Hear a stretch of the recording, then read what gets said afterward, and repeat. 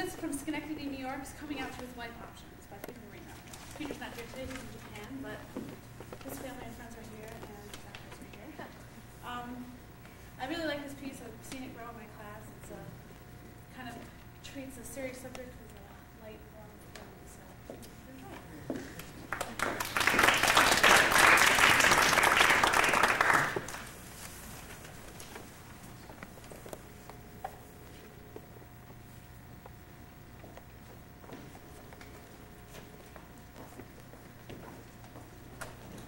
Welcome to Ralph Smith of Schenectady, New York's Coming Out to His Life Options. Option number 1. 10 attention-grabbing conversation openers. Conversation opener number 1. The kids are still alive. So, any bad news I might have can't be the worst thing you could hear, right? And besides, what could possibly be the absolute worst thing I could tell you about myself? Conversation opener number 2. Do you love me? I mean, really love me? Because you see, I don't think a woman can love a man the way a man can love another man. Because a man's a man. He knows how he needs to be loved. And I'm not just talking about sex here. Conversation opener number 3. Mitch, you know how some people are right-handed and some people are left-handed? Golly, how could I pretend to be right-handed all these years? Number 4. Let's see. What do we need from the grocery store? Eggs, bread, pasta, mussels, washboard stomachs, jaws, husky voices, downy legs. Number 5. He wasn't just a gardener. He was an epiphany. You're the one who insisted on the lawn service. I was perfectly willing to run the mower myself. Number 6. It's not me. It's my midlife crisis talking. So don't go killing the messenger! Number 7. Birds and bees all had penises. Number 8. Remember how you wouldn't consider couples therapy? Number 9. See this $3 bill? And finally, Mitch! and finally, conversation Shut up. opener. Who is he, Ralph? Somebody. Somebody from a dream. My dream. I'm imagining things. Him. Okay.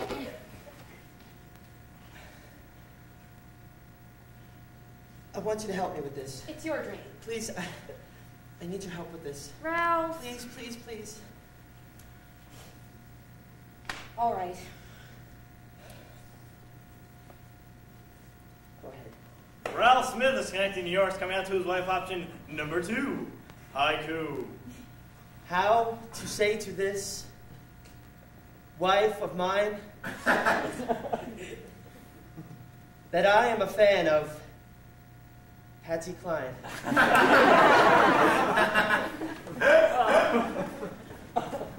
Ralph Smith of Schenectady, New York, coming out to his wife option number 3. A census taker.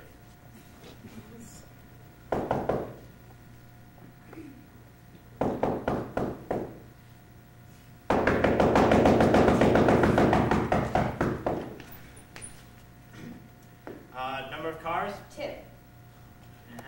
Number of children? 3. Number of gay people in the household besides your husband?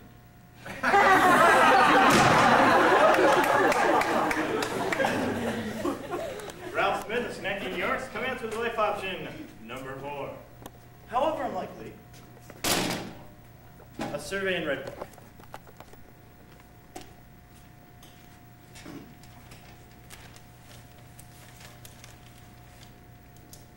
Is your husband really a man?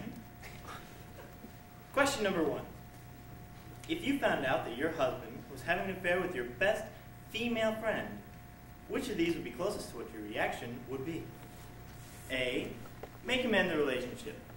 They'll be glad he was actually cheating on you with women. 1 point.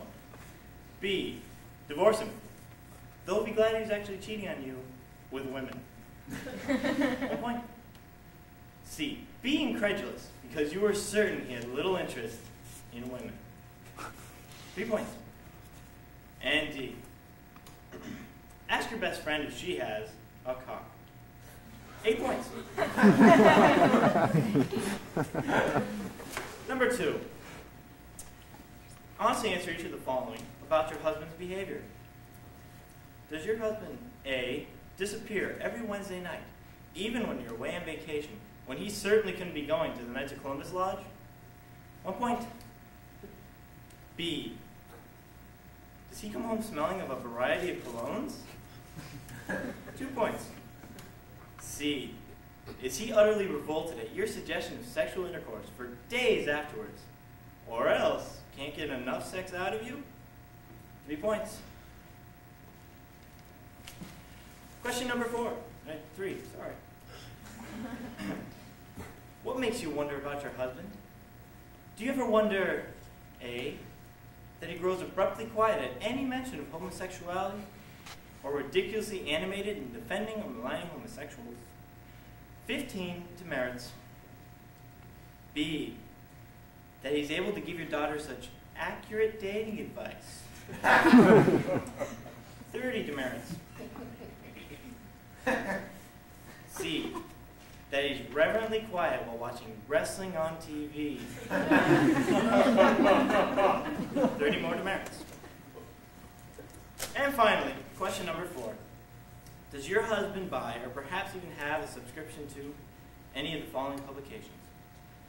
Muscle and Fitness, Men's Health, Tuscan Spankmaster? Ralph Smith of Schenectady, New York, is coming out to his wife option number 5, more poetry. Beauty is truth, and truth is beauty. The truth is I'm queer. Ain't that a beauty? Ralph Smith of Schenectady, New York, is coming out to his wife option number 6, Morpheus takes care of it. Madge tosses and turns in a fitful sleep. She begins to whimper as when one is in the middle of a bad dream. We hear dream music in the background. Her husband is in this dream, wearing a dressy jacket which transforms him into a dandy. He holds a cocktail glass in one hand and a cigarette in a long holder in the other. He's talking with someone and flirting. But that voice and that tone unsettle her more than the action itself. Madge tries to force away the dawning truth. She says, I believe this dream is telling me that Ralph is having an affair with another woman. Okay, I understand, and I accept, and I'm ready to wake up now. Gosh, I'm always relieved. I thought it meant something much worse. What are they saying? What is he saying? Is he going to leave me? All right, that's enough. A woman should never go into a room when 2 men are behind closed doors. Madge would not do this. Ralph's delivery has somewhat of a feminine affectation. He says, So I told Hubert, I don't care. I will not live with avocado appliances. Oh, Jesus. I said, I don't care. If you have to tear the whole fucking kitchen out, just get rid of them. I said enough. It's not going to work this way, Ralph. You're not going to work any conversation openers. And Madge, I am not going to stumble upon some preposterous survey where I total up points to figure out if my husband's gay. And as for this moronic dream within a dream, if you want to come after me, Ralph, you're just going to have to say it. Just say it. and it turns out he's flirting with a drag queen. Fuck off! Nearly 30 years, Ralph. That's what it's been for us. So stop with the nonsense. How are you going to tell me? If you want to tell me you've been with lots of men, so be a man. Can I write it in a letter? In the nearly 30 years we've been together, Ralph, you have not written me one letter. Not a love letter, barely more than a line in a greeting card. And now all of a sudden, you want to write me a letter. To tell me this? Please, don't make me say it to your face. Please, just a letter. No more bullshit. Go ahead. Ralph Smith of Schenectady, New York, is coming out to his wife option number 7, a letter. A useful mix of candor, commitment, and bullshit.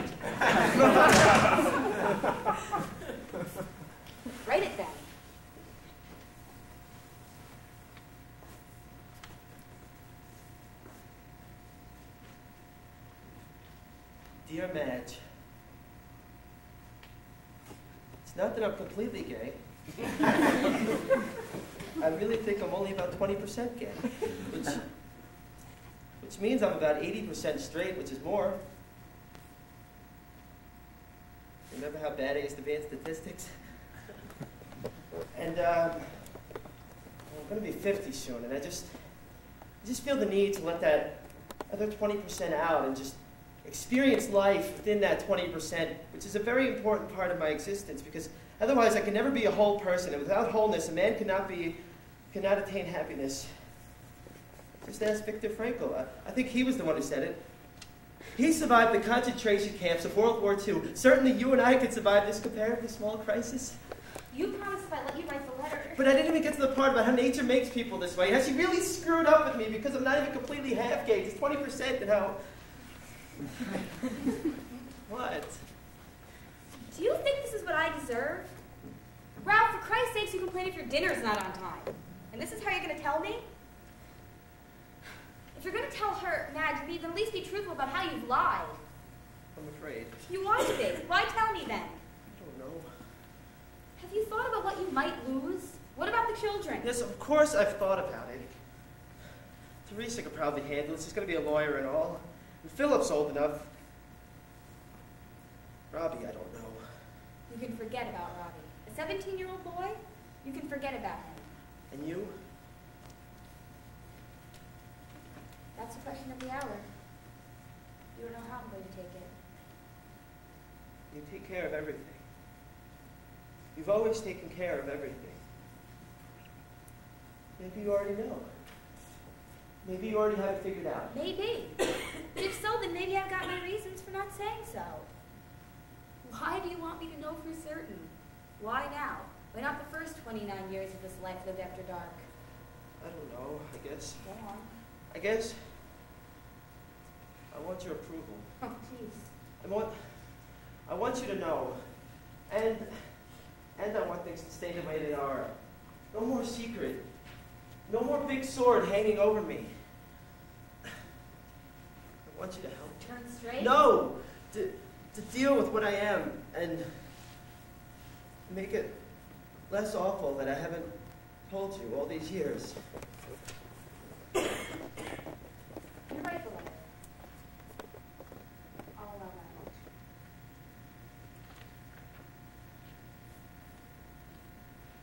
Go ahead. Write it. Madge?